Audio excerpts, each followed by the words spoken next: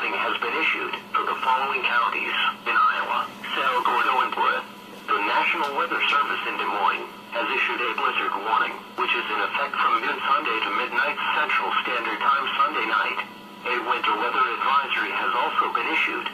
This winter weather advisory for snow is in effect from 9 p.m. this evening to 6 a.m. Sunday. The blizzard watch is no longer in effect.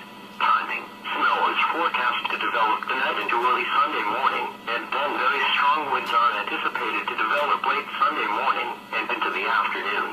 Light snow or snow squalls could develop with the very strong winds Sunday afternoon and evening.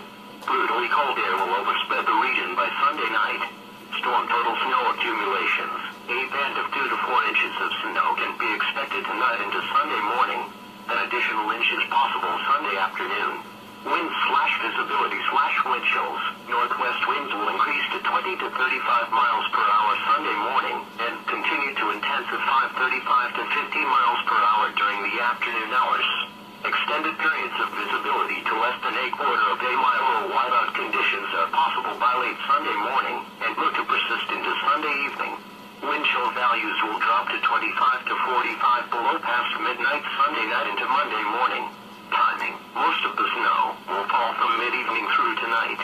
Winds will increase through Sunday morning, becoming strong enough to produce blizzard conditions during the afternoon and evening as Arctic outpours into the state.